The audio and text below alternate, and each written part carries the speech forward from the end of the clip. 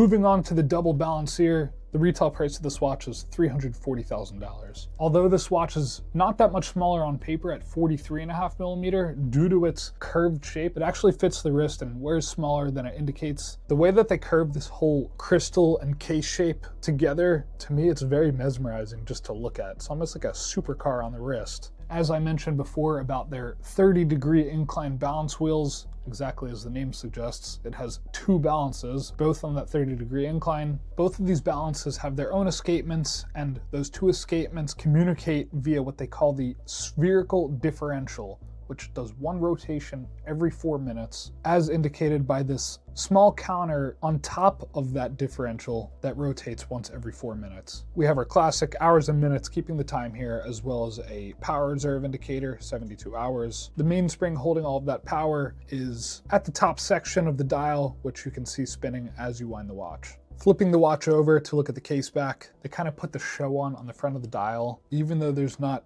as many components to look at, it just looks high-end. And then I also love how they kept a slight curve going on the case back so that it hugs your wrist really nicely. The Greubel GMT Earth, as I mentioned before, retail price in 2018 during its release, 610,000 Swiss francs. We're asking $350,000 for this piece. The double Balancier had a retail price of $340,000. This is a more recent release, 2022, and the Convex series tends to hold closer to its retail price. This one we're going to be asking $290,000.